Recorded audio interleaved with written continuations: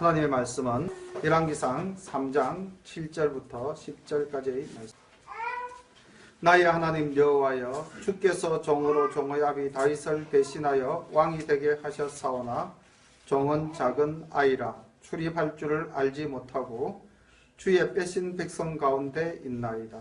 저희는 큰 백성이라 수요가 많아서 셀 수도 없고 기록할 수도 없사오니 누가 주의 이 많은 백성을 재판할 수 있사오리까? 지혜로운 마음을 종에게 주사 주의 백성을 재판하여 선악을 분별하게 하옵소서. 솔로몬이 이것을 구하매 그 말씀이 주의 마음에 맞은지라.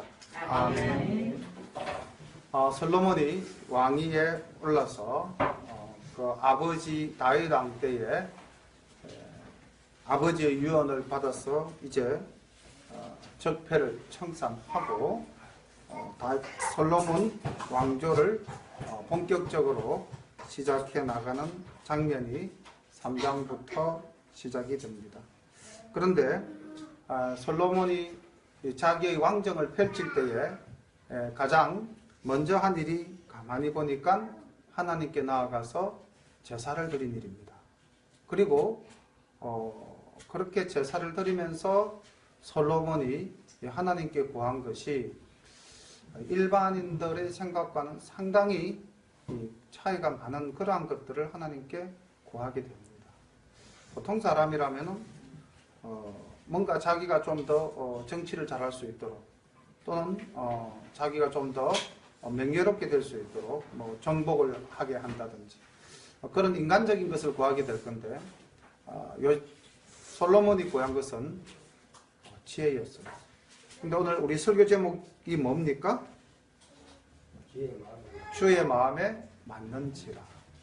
이 오늘 설교 제목이 우리 삶 속에 우리의 기도로 늘 이루어졌으면 참 좋겠습니다. 우리가 드리는 기도가 정말 하나님이 보시기에 그 마음에 맞는 기도가 된다면 얼마나 좋을까요? 그럼 또 우리에게 어떤 일이 일어날까요? 한번 본문을 통해서 살펴보도록 하겠습니다. 솔로몬이 애굽 왕 바로로 더불어 인연을 맺어 그 딸을 취하고 데려다가 다윗성에 두고 자기의 궁과 여호와의 전과 예루살렘 주의 성이 필력되기를 기다리니라.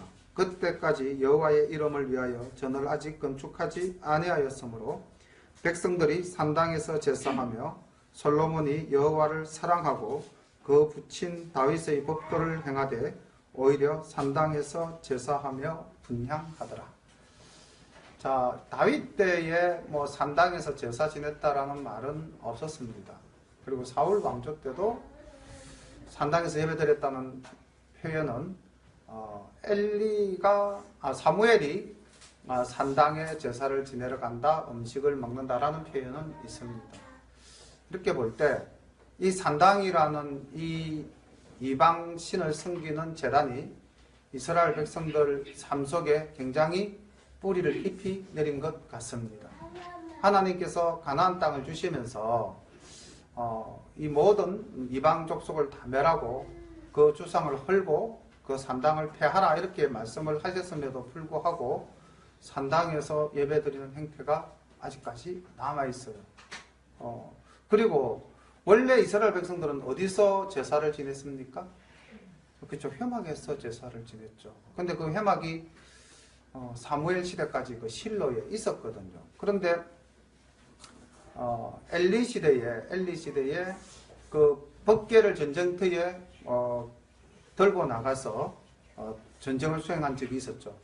그때부터 이제 회막이 제가 생각할 때는 무너진 것 같습니다. 그래서 하나님의 법궤가 성소를 떠나는 순간에 이스라엘의 어떤 종교적 그 중심지가 허물어지는 그러한 형태가 되지 않았나. 그래서 제가 생각할 때에 이 솔로몬도 그냥 어떤 과거의 풍속에 의해서 그대로 일단 산당에서 하나님께 제사 드리는 모습이 나옵니다. 이것을 두고 우리가 다시 한번 더 생각해 본다면은 솔로몬이 아직까지 완전히 말씀으로 충만해지지 못했다. 그런데 그러한 가운데서도 솔로몬은 무엇에 대한 집념이 있습니까? 하나님의 성전을 어쨌든 지어야 되겠다라는 거룩한 소망이 있었던 겁니다. 첫 1절이 우리가 이제 볼 때 솔로몬의 그 영화, 솔로몬의 그 하나님에 대한 온전한 믿음과는 조금 거리가 있는 구절로 시작이 되죠. 애굽 왕 바로와 더불어 인연을 맺고, 그 다음 어떻게 됩니까? 그의 딸을 아내를 취했다. 이것이 아마 솔로몬이 타락할 수밖에 없었던 또 그 근저가 되지 않느냐, 그렇게 생각을 합니다. 그러니까 이게 우리의 삶 속에 우리가 하나님을 굉장히 사랑하고 하나님을 믿는 믿음을 가지고 살아가지만은 어떻게 본다면은 또 우리는 세상의 일을 세상의 방식대로 풀어나가려고 하는 그런 밑바탕이 우리의 바닥에 깔려 있지 않는가. 솔로몬이 그 20이라는 젊은 나이에 아버지를 대신해서 왕위에 올랐을 때에 뭔가 좀 대외적으로 안정을 취하기 위해서 아마 애굽이라는 강국의 공주를 아내로 맞이해서 대외적인 문제를 해결하려고 하지는 않았는가. 그런 인간적인 생각이 조금 자리 잡고 있지 않았는가, 이렇게 보는 부분도 될 수가 있을 것 같습니다. 여하튼 이런 자기의 생각도 있었지만은, 또는 과거의 풍속을 따르는 부분도 있었지만은, 솔로몬의 놀라운 모습이 이제 4절부터 나타납니다. 이에 왕이 제사하려 기브온으로 가니 거기는 산당이 큼이라. 솔로몬이 그 단에 1000번제를 드렸더니 기브온에서 밤에 여호와께서 솔로몬의 꿈에 나타나시니라. 하나님이 이러시되 내가 내게 무엇을 줄꼬 너는 구하라. 솔로몬이 가로되 주의 종 내 아비 다윗의 성실과 공의와 정직한 마음으로 주와 함께 주의 앞에서 행함으로 주께서 저에게 큰 은혜를 베푸셨고, 또 주께서 또 저를 위하여 이 은혜를 예비하시고 오늘날과 같이 저의 위에 앉을 아들을 저에게 주셨나이다. 나의 하나님 여호와여, 주께서 종으로 종의 아비 다윗을 대신하여 왕이 되게 하셨사오나 종은 작은 아이라 출입할 줄을 알지 못하고 주의 빼신 백성 가운데 있나이다. 저희는 큰 백성이라 수요가 많아서 셀 수도 없고 기록할 수도 없사오니 누가 주의 이 많은 백성을 재판할 수 있사오리까? 지혜로운 마음을 종에게 주사 주의 백성을 재판하여 선악을 분별하게 하옵소서.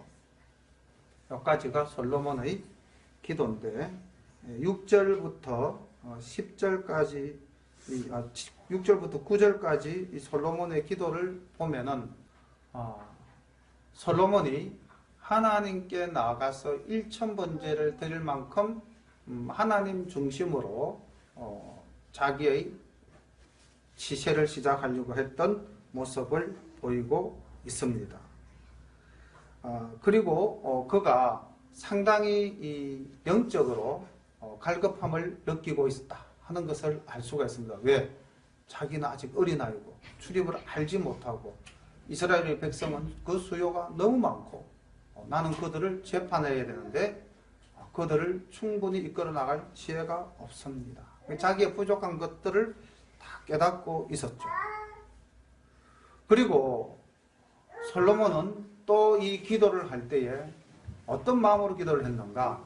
솔로몬의 기도를 가만히 보면은 하나님께서 자기에게 이미 허락하신 복, 자기가 받은 복에 대한 감사를 바탕으로 이 기도를 드리고 있습니다. 우리 아버지 다윗을 지키시고 보호하시고 함께 하셨던 하나님께서 이제 저에게 이 왕위를 허락하여 주셨습니다. 거기에 대한 감사를 바탕으로 기도를 하고 있죠. 그리고 솔로몬은 이제 우리가 정말 본받아야 될 내용인데, 그 기도를 하면서 자신의 덕이나 자신의 영화를 위한 개인적인 것을 구하지 아니하고 하나님의 뜻을 이루기 위한, 하나님의 백성을 다스리기 위한 지혜를 강구하였다는 것입니다. 이게 우리가 정말 본받아야 될 기도가 아니겠나.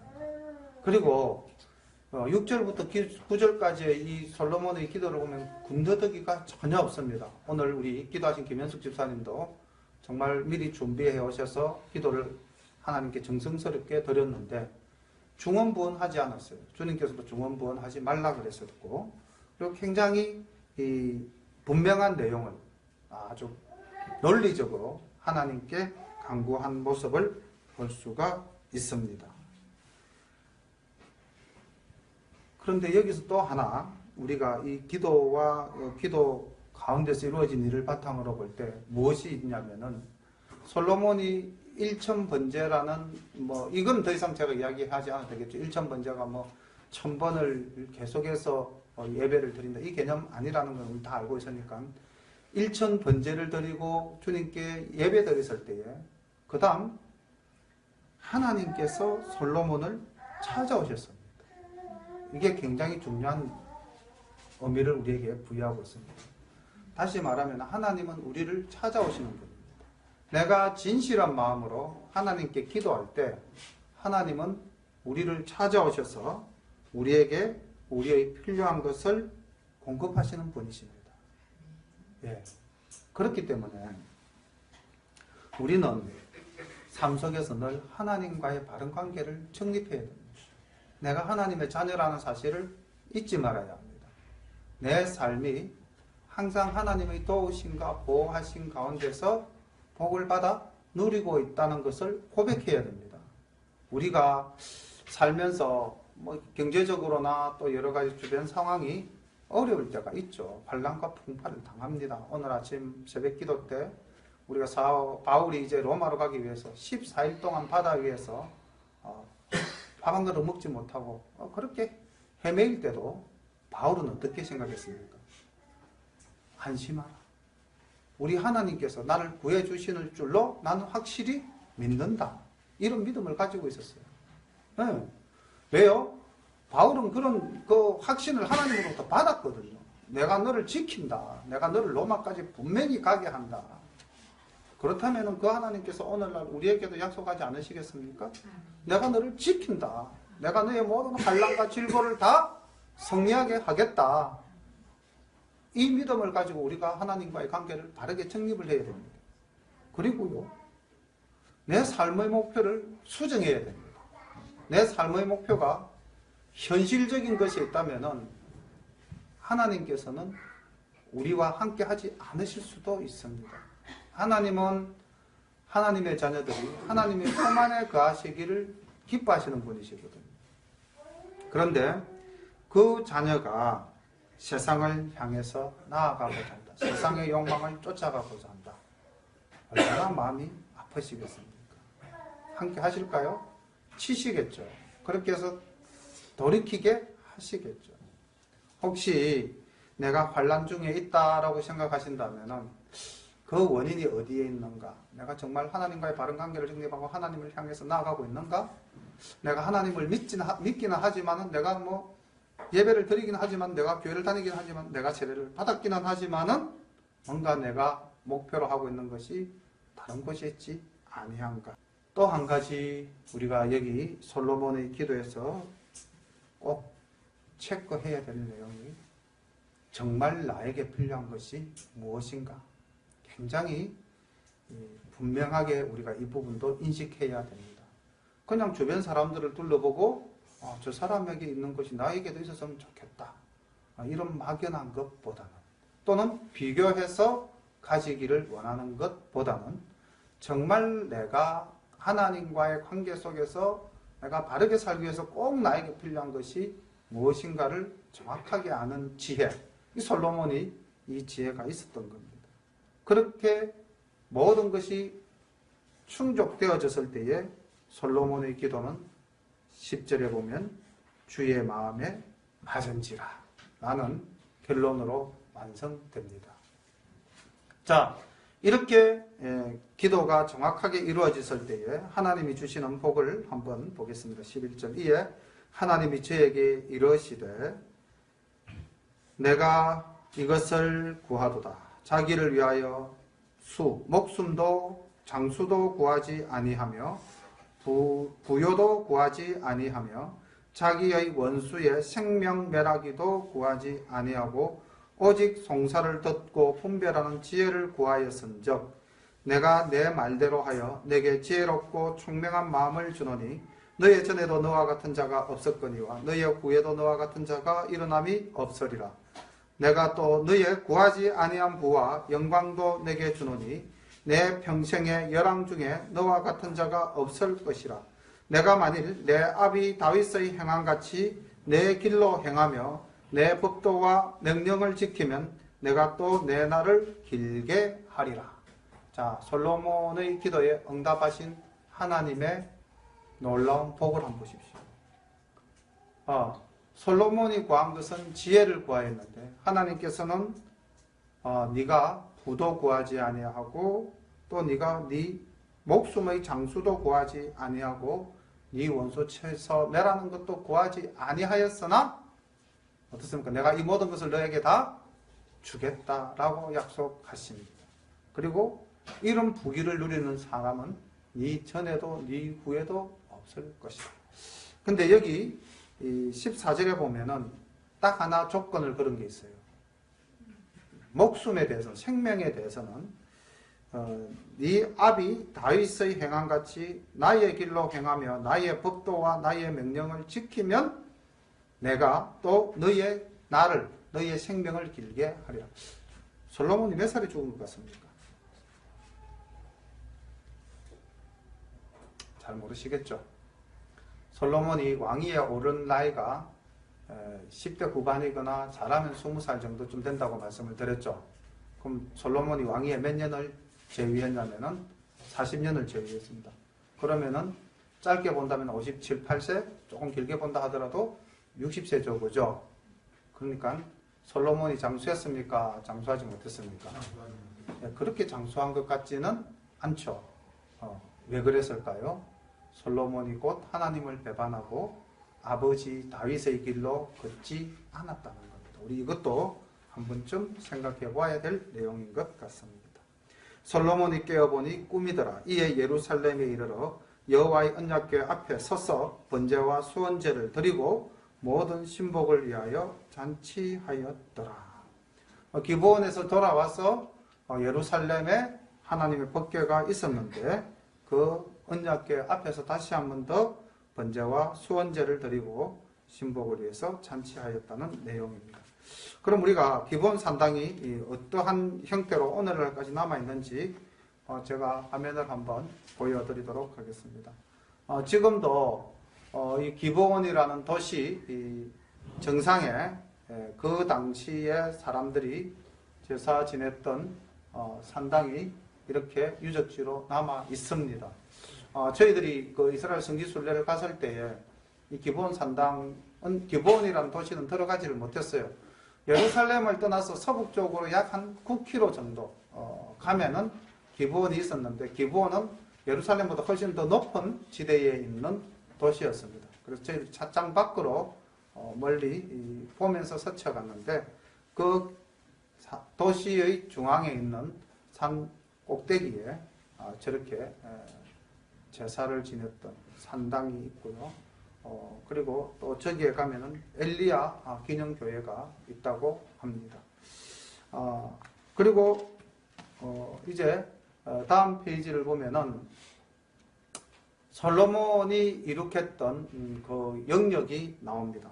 본문과 함께 같이 살펴보도록 하겠습니다. 때에 창기 두 계집이 왕에게 와서 그 앞에 서며 한 계집은 말하되 내 주여 나와 이 계집이 한 집에 사는데 내가 저와 함께 집에 있으며 아이를 낳았더니 나의 해산한 지 3일에 이 계집도 해산하고 우리가 함께 있었고 우리 둘 외에는 집에 다른 사람이 없었나이다. 그런데 밤에 저 계집이 그 아들 위에 누움으로 그 아들이 죽으니 저가 밤중에 일어나서 계집종 나의 잠든 사이에 내 아들을 내 곁에서 가져다가 자기의 품에 누이고 자기의 죽은 아들을 내 품에 뉘었나이다. 미명에 내가 내 아들을 먹이려고 일어나 본적 죽었기로 내가 아침에 자세히 보니 내가 낳은 아들이 아니더이다. 하매 다른 계집은 이르되 아니라 산 것은 내 아들이요 죽은 것은 너의 아들이라 하고 이 계집은 이르되 아니라 죽은 것이 너의 아들이요 산 것이 내 아들이라 하며 왕 앞에서 그와 같이 쟁론하는지라.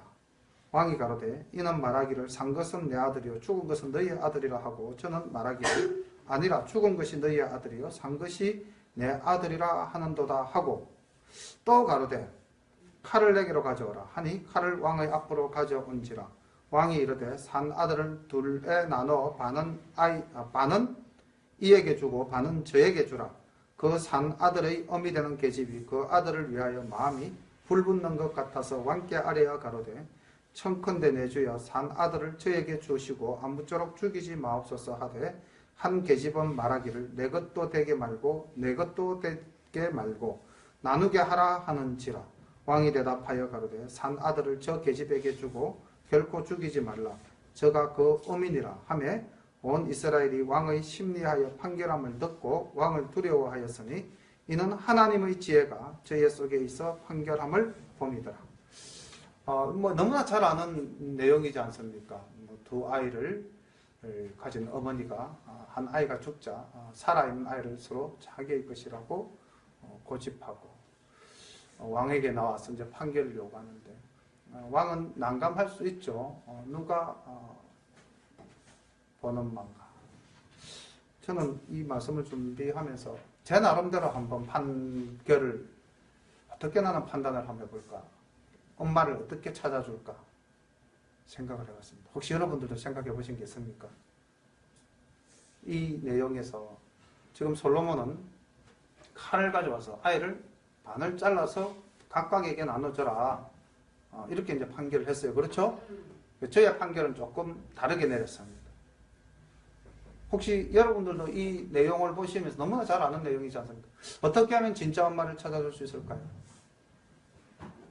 저는 최근에 저희 조카가 아이를 낳았어요. 우리 이제 우빈이가 우리 교회에서는 지금 제일 어린데 아마 우빈이도 적용 사례로 가능할 수 있을 것 같아요. 아이를 낳았을 때에 그 아이를 엄마가 품으면은 친엄마가 아닌 사람을 알까요? 모를까요? 알겠죠? 제 생각에는 알 것 같아요. 아이가 난 지 얼마 안 됐지만은 이 엄마가 품었을 때의 아이의 그 반응과 또 저 엄마가 아이를 품었을 때 아이의 반응이 결코 같지 않을 것이다. 저는 그렇게 생각을 하고 그 두 엄마에게 아이를 각각 품으라라고 이렇게 판결을 한번 내리고 싶다. 이 말씀을 준비하면서 반으로 잘라서 뭐 부모를 찾는 거는 이제 우리가 뭐 다 아는 예수 안 믿는 사람도 알아요. 심지어는 이 재판할 판자가 이 솔로몬의 재판에서 이 한자가 생성되었다라고 또 성경과 한자 뭐 이렇게 해서 이야기하는 분들도 있었는데 판이라는 게 재판할 판자가 반자에다가 칼도 짜거든요. 칼로 가지고 반을 짜게라. 이게 재판하다의 의미입니다. 그러니까 이게 뭐 솔로몬이 바로 이 예화에서 재판할 판자가 만들어졌다고 해도 전혀 의심이 안 되는 그런 내용이거든요. 근데 아이를 잘라서 줘라 한 건 지금 누구의 반응을 바탕으로 한 겁니까? 엄마의 반응을 바탕으로 해서 내린 판결이죠. 근데 저는 아이의 반응을 가지고 판결을 내리면 어떨까? 좀 더 어려웠을까요? 오히려 이게 더 확실하게 분명한 거죠. 제가 생각한 게 좀 더 어려운 겁니까? 장모님은 인정해 주시 않으시는군요. 예. 우리는 여기서 아마 하나님의 참사랑을 이 예화 속에서 이야기하려고 했던 것이 아닌가. 그 엄마의 참사랑은 친어머니의 사랑이 어떻습니까? 설령 내가 이 아이를 저 여자가 가져간다 할지라도 내 아이의 생명은 구해야 되겠다. 이게 엄마의 참사랑인 거죠. 그러면 잘 생각해 보십시오. 내가 손해를 보더라도 하나님의 뜻을 이루기 위해서는 포기할 줄도 알아야 되는 거죠. 그래서 제가 창기 1과 창기 2, 뭐 사람들 이름이 안 나와 있으니까 두 사람을 한번 살펴봤어요. 분석을 해보니까 이 아이를 죽인 엄마 창기 1, 이 사람은 부주의합니다. 삶 속에서 주의 깊지 못합니다. 그리고 이기심이 가득합니다. 아이를 죽이라고 할 정도로 이기심이 가득하죠. 그리고 죽은 아이를 뒤바꿔서 자기 아이로 만들 만큼 소유욕도 강합니다. 그리고 입만 열면 거짓말입니다. 그리고 생명을 전혀 중시하지 않습니다. 생명 파괴적입니다. 자, 이게 창기 1이 가진 어떤 인간적인 속성이에요. 창기 2, 아이의 친어머니의 모습을 보니까 아주 주의 깊습니다. 새벽에 일어나서 아기를 딱 보니까 이 아이가 내 아이가 아니라는 것을 알아차렸어요. 그리고 생명을 소유보다 더 중히 여기는 사람. 정말 참사랑의 소유자였어요. 우리가 하나님을 믿고 이 땅을 살아가는 성도, 존재들인데 우리가 뭐 인간의 땅에서 인간으로 살아가고 있잖아요. 그러면은 우리가 여기 나타난 창기 1과 창기 2와 같은 삶을 사실은 살아가고 있지 않습니까? 어느 쪽 유형의 삶을 닮아가야 될까요? 우리 열린교회 성도님들의 모습은 어떤 모습이어야 할까? 이것을 다시 한번 더 생각을 해보았습니다. 그래서 너무나 잘 알려져 있는 일화지만은 이 일화 속에서 나라면은 어떻게 이 재판을 한번 해봤을까? 하나님 나에게 주신 지혜는 무엇일까? 이것도 한번 생각해 보는 것도 우리가 믿음 안에서 해볼 수 있는 일이겠고요. 그 다음에 이 두 여인, 두 엄마의 모습을 보면서 과연 우리는 어떤 삶을 살아야 할 것인가? 당장 내가 엄청난 불이익을 당한다 할지라도 그것을 깨끗하게 내려놓을 수 있는 이 진짜 어머니의 그 참사랑, 그 큰 사랑을 우리가 갖고 살아가고 있는가? 이런 것들도 한번 생각해 볼 수 있는 그러한 내용입니다. 4장입니다. 솔로몬 왕이 온 이스라엘의 왕이 되었고 그의 신하들은 이러함이라. 사독의 아들 아사리아는 제사장이요 시사의 아들 엘리호렙과 아히야는 서기관이요 아힐로스의 아들 여호사밧은 사관이요 여호야다의 아들 버나야는 군대 장관이요 사독과 아비아들은 제사장이요 나단의 아들 아사리아는 관리장이요 나단의 아들 사붓은 대신이니 왕의 벗이요 아히살은 국내 대신이요 입다의 아들 아도니람은 감력관이더라. 지금 그 솔로몬이 이제 자기의 그 정치 조직을 완성시켰는데 여기서 이제 눈에 띄는 것 중에 하나가 다윗이 그 자기의 왕조를 정립하고 그 자기의 관료 조직을 소개할 때에 사무엘하서 20장 23절 이하를 보면은 제일 먼저 나오는 게 군대 장관부터 나옵니다. 그런데 이 솔로몬의 정치 체제에서 제일 먼저 나오는 직책이 뭐냐면은 제사장직이 제일 먼저 나옵니다. 이런 걸 볼 때도 사실 솔로몬은 군사력이라든지 정치력보다는 신앙을 바탕으로 하나님께 예배드리는 제사장을 제일 우선으로 선출하고 그 이름을 올렸다는 것에서 볼 때 상당히 신앙적으로 첫 출발은 바르게 하려고 노력했다라는 것을 볼 수가 있습니다.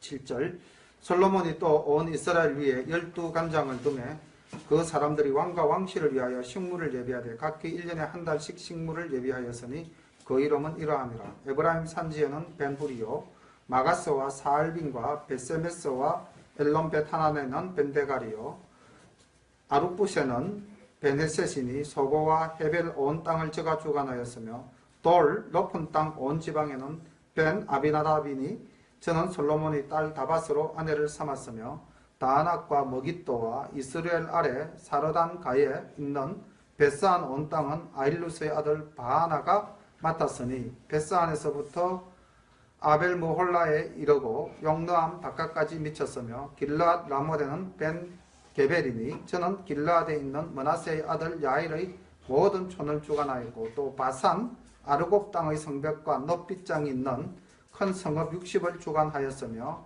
마나임에 있는 이또의 아들 아히나답이요 납달리에는 아히마스니 저는 솔로몬의 딸 바스맛으로 아내를 삼았으며 아셀과 아로데는 후세의 아들 바하나요 이사갈에는 바루아의 아들 여호사밧이요 베냐민에는 엘라의 아들 시므이요 아모리 사람의 왕 시온과 바산왕 옥의 나라 길르앗 땅에는 우리의 아들 게벨이니 그 그 땅에서는 저 한 사람만 관장이 되었더라. 이제 이건 이제 중앙 조직을 완성한 이후에 지방 조직을 구축하였다. 이건 뭐 다윗 때는 없었던 일입니다. 다시 말하면 솔로몬 때의 왕조가 더욱더 근데 뭐 제국까지는 안 가더라도 왕국으로서 완전한 깃털을 만드는 겁니다. 우리나라도 이렇게 역사를 배우다 보면은 고대 국가가 왕권을 수립하고 완전히 국가 체제를 정립했을 때에 주로 나타난 대표적 현상이 뭐냐면은 중앙 집권 체제입니다. 왕위 계승이 부자 상속으로 확립되고 모든 정치 권력이 왕과 그 중앙에 집중될 때 고대 국가로서의 성립이라고 이제 역사책에도 많이 가르치거든요. 그러면은 그 중앙 집권 체제가 구축이 되어졌다는 것은 지금 이스라엘을 몇 개의 지방으로 나눴습니까? 12지방으로 나누어서 각 지방마다 왕궁에서 썰 음식거리를 한 달치분씩 제공하는 것으로 기록되어져 있었죠. 그리고 그 12지방관을 누가 임명했습니까? 솔로몬이 임명했죠. 그러니까 중앙에서 지방관을 파견하게 된 겁니다. 이만큼 솔로몬의 그 권한이 강화되어졌고 왕국의 깃털이 튼튼하게 다져졌다는 것을 알 수가 있고요. 조금 전에 말씀드렸던 그 여러 지명들을 조합했을 때에 솔로몬 왕국이 어디까지 가느냐, 이 화면을 보시면은 지금 터키 그 딥사라고 하는 게 이제 지금 오늘날 거의 터키 땅입니다. 그러니까 터키 남부 그리고 수리아라고 기록되어져 있는 지역은 그 제가 생각할 때는 아프가니스탄 서부 쪽이나 아니면은 이란 서북부 쪽까지 가 있을 겁니다. 아마. 그리고 디드롭하는 요 지역은 아마 오늘날 시리아 땅 가까이 근접해져 있을 그런 땅이고요. 아람 땅 하면은 뭐 이거는 뭐 시리아의 다마스커스가 그 밑에 있으니까 오늘날 완전히 시리아 땅이죠, 그죠? 이렇게 해서 지금 오늘날의 그 레바논 그리고 요르단 남부 그리고 오늘날 이스라엘 땅, 사우디아라비아의 서북부 일부 그리고 시나이 반도 동북쪽 일부를 차지하는 이스라엘에서는 뭐 대제국이죠. 우리나라 역사에 제일 경계가 넓었을 때가 이제 강개토왕 이후 장수왕 때 고구려의 판도가 넓어짐으로써 이제 우리 역사상 가장 넓은 지역을 다스렸던 시대인데 아마 이스라엘 역사상 가장 넓은 지역을 다스렸던 시대가 바로 이 솔로몬 왕 때다. 그러니까 지금 뭐 거의 터키 일부까지 그리고 시리아, 아프가니스탄, 중근동 지방을 거의 장악을 했습니다. 그러니까 이 솔로몬의 영역이 얼마나 넓었는가. 그리고 그 넓은 이 지역을 12개 행정구역으로 나누고 이스라엘의 각 지파적 12지파에서 이제는 12지방관 체제로 완전히 바꾸는 이스라엘 역사상 전무후무한 일을 이루어낸 사람이 바로 이 솔로몬입니다. 그러니까 뭐 원수를 멸하는 소원을 자기가 빌지 않았어도 아버지 때보다 그 아버지 때의 그 왕조가 밑에 보이죠. 색깔이 조금 다르죠. 다윗의 통치구역이라고 기록되어진 그 북쪽에 솔로몬의 확장한 구역 이렇게 기록되어져 있죠, 그죠? 그러니까 거의 아버지 때의 땅만큼 확장을 했어요. 그러니까 솔로몬이 뭐 전쟁에 나가서 승리했다는 기록은 별로 성경책에 기록되어져 있지 않아요. 다윗은 뭐 어디 나가서 전투해가지고 이기고 뭐 전쟁을 수없이 하는 장면들이 나왔지만은 솔로몬은 아마 제가 생각할 때 전쟁으로 이 지역을 복속시킨 게 아니라 솔로몬 이름이 뭡니까? 샬롬, 평화지 않습니까? 아마 모든 나라들이 솔로몬 밑에 들어와서 뭐 조공을 바치면서 나는 당신의 부하가 되기를 원합니다. 이렇게 땅을 들고 들어오지 않았었겠나. 그래서 전쟁 없이 얻은 땅이 아니겠는가. 그 다음 내용이 이를 증명해 줍니다. 20절 유다와 이스라엘의 인구가 바닷가에 모래같이 많게 되며 먹고 마시며 즐거워하였으며 솔로몬이 하수에서부터 블레셋 사람의 땅에 이르기까지와 애굽 지경에 미치기까지의 모든 나라를 다스림으로 그 나라들이 공을 바쳐 솔로몬의 사는 동안에 섬겼더라. 솔로몬의 1인분 식물은 가는 밀가루가 30석이요 굵은 밀가루가 60석이요 살찐 소가 10이요 초장의 소가 20이요 양이 100이며 그 외에 수사성과 노루와 암사성과 살찐 새들이었더라. 솔로몬이 하수 2편을 딥사에서부터 가자까지 모두 다스림으로 하수 2편의 모든 왕이 다 가난한 바 되매 저가 사방에 둘린 민족과 평화가 있었으며 솔로몬이 사는 동안에 유다와 이스라엘이 단에서부터 보엘세바에 이르기까지 각기 포도나무 아래와 무화과 나무 아래서 안전히 살았더라. 그러니까 전쟁 없이 살았다는 거죠. 백성들이 편안하게 살았다는 겁니다. 태평성대를 누렸다는 겁니다. 이스라엘 그 역사에서 성경을 기록할 때 그 나라가 정말 평화로웠다. 이것을 나타내준 대표적인 표현법이 뭡니까?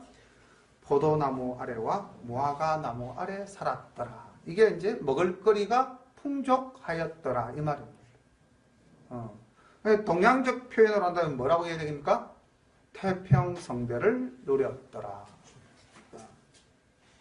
한포고복이라는 말이 있습니다. 뭐 이제 중국 고사의 요순시대를 나타내는 말인데 중국 역사에서 가장 평화로웠던 시대가 요순시대라고 그러거든요. 근데 이 요임금과 순임금이 우리가 주장할 때는 우리 조상입니다. 동이족입니다. 한족이 아니고 요순시대를 다스렸던 중국의 지배족은 동이족이었어요. 그런데 이제 나중에 그 한나라의 황제와 요순시대 이후에 이제 동이족의 치우라는 황제 가 둘이서 이제 탕록에서 크게 싸우고 난 뒤에 이제 동이족이 패하면서 동북 쪽으로 이렇게 이제 새가 물러나게 됐어요. 그렇게 해서 이제 뭐 그 이후에 이제 발해, 고구려, 우리나라 이쪽이 이제 중국에서 우리를 보고 뭐라 그러니까 동이족이라고 그랬잖아요. 예. 그래서 사실은 이 고대사를 살펴보면은 우리 민족의 역사가 사실은 중국 땅 전체를 관할했던 시절도 있습니다. 그건 중국 애들도 중국 역사에서 기록을 해놓고 있더라고요. 제가 대학원에서 배울 때에 중국 역사의 그 고대사를 보면은 동이족이 자기들을 지배했다는 것에 대해서는 부인은 하지는 않습니다.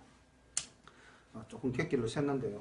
그때 이제 어쨌든 요순시대 때 한포고복이라는 말이 나왔는데 배부르게 포식을 하고 배를 두드리면서 살았다. 이게 이제 태평성대를 나타내는 말이거든요. 이스라엘은 배 부르게 먹고 배를 두드렸다가 아니라 무화과 나무 아래와 포도나무 아래서 이게 이제 자기들이 먹거리가 풍족했다는 거예요. 그리고 그 조금 전 본문 내용에서 보면 그 솔로몬이 확장한 모든 영역의 왕들이 자기들이 스스로 조공을 바치면서 솔로몬을 섬기겠다고 들어온 겁니다. 복속되어져 온 거죠. 전쟁 없이 평화롭게 이 지역들을 정복하고 이스라엘 영역을 확장시켜 나갔던 것을 볼 수가 있죠. 29절 말씀부터 보겠습니다. 하나님이 솔로몬에게 지혜와 총명을 심히 많이 주시고 또 넓은 마음을 주시되 바닷가에 모래같이 하시니 솔로몬의 지혜가 동양 모든 사람의 지혜와 애굽의 모든 지혜보다 뛰어난지라. 저는 모든 사람보다 지혜로워서 에스라 사람 에단과 마홀의 아들 헤만과 갈골과 다르다보다 나음으로 그 이름이 사방 모든 나라에 들렸더라. 저가 잠은 3천을 말하였고 그 노래는 1,005이며 저가 또 초목을 논하되 레바논 백양목무로부터 다음에 나는 우슬초까지 하고 저가 또 짐승과 새와 기어다니는 것과 물고기를 논한지라. 모든 민족 중에서 솔로몬의 지혜의 소문을 들은 천하 모든 왕 중에서 그 지혜를 들으러 왔더라. 자, 이렇게 해서 솔로몬이 정치 경제적으로 얼마나 강성한 국가를 이루었으며 또 문화와 학술적인 영역에 있어서도 얼마나 뛰어났던가 하는 것을 볼 수가 있습니다. 그 모든 바탕에는 무엇이 기본이었습니까? 하나님이 주신 지혜가 기본이었어요. 그러니까 우리가 지혜가 있으면은 물질이라는 것은 그냥 따라 들어오는 거죠. 지혜가 있으면은 사람도 그냥 내 밑으로 들어옵니다. 난 당신 밑에서 일하는 것이 좋습니다. 내 지위가 스스로 높여지는 거예요. 그래서 우리 사랑하는 열린가족 성도님 여러분들, 지혜가 충만한 사람이 되시기를 소망합니다. 네. 그럼 이 지혜는 어디에서부터 옵니까? 하나님을 잘 섬길 때. 예. 여호와를 경외함이 지혜의 근본이니라. 그래서 우리가 하나님을 경외라는 말이 사실은 존경하면서 두려워하답니다. 이 경자는 존경할 경자고 외자는 두려워할 외자거든요. 그래서 여호와를 경외한다 했을 때는 하나님 아버지를 우리가 아버지로 존경하면서도 또한 그 아버지를 두려워해야 됩니다. 하나님 아버지는 사랑의 아버지, 하나님의 아버지는 공의의 아버지. 그래서 우리가 잘못된 길을 갈 때는 하나님은 회초리로 우리를 치실까요? 안 치실까요? 치십니다. 내가 만약에 시험과 환난을 당한다 했을 때는 나는 하나님을 사랑하는데 왜 나에게 시련이 닥치지? 나 예수 믿는데 왜 나에게 고난이 따르지? 잘 생각해 보십시오. 내가 곁길로 그러지 않았는가? 내가 정말 하나님을 두려워하는가? 하나님을 두려워하지 않는다면 자기 중심으로 살아가겠죠. 하나님을 두려워할 때에 우리는 하나님 중심으로 살아갈 수 있는 것입니다. 예, 솔로몬의 모든 부귀 영화 장수는 못했습니다. 그가 나중에 잘못된 길로 가는 때문에. 그러나 그 모든 국력의 신장 모든 것들은 하나님을 경외하는 믿음을 바탕으로 지혜가 풍성한 사람이었기 때문에 오늘 우리 이 말씀을 묵상하면서 정말 지혜를 주십사 그렇게 우리 하나님께 함께 잠깐 기도드리겠습니다. 사랑의 아버지 하나님 은혜를 감사합니다. 우리가 정말 하나님을 경외하는 가운데 하나님께서 우리에게 허락하여 주신 지혜를 충만히 받아 누리는 자가 되게 하옵소서. 하나님 아버지 우리가 이 땅을 살아가면서 아버지 무엇보다도 먼저 구하여야 할 것은 내 삶 속에 무엇이 필요한가를 먼저 정확하게 깨닫고 아버지 하는 그것을 바탕으로 믿음 안에서 감사함으로 구하는 모든 열린가족 식구들 되게 하옵소서. 그리하여 우리 열린가족 식구들이 하나님 안에 가운데서 지혜가 충만할 때에 아버지 우리의 삶이 하나님 이 세상 사람들이 부러워하며 하나님께 또한 영광을 돌리는 멋진 삶이 될 줄로 믿습니다. 오늘 귀한 말씀 허락하여 주심을 감사하오며 예수님 이름 받들어 감사하며 기도드리옵나이다. 아멘.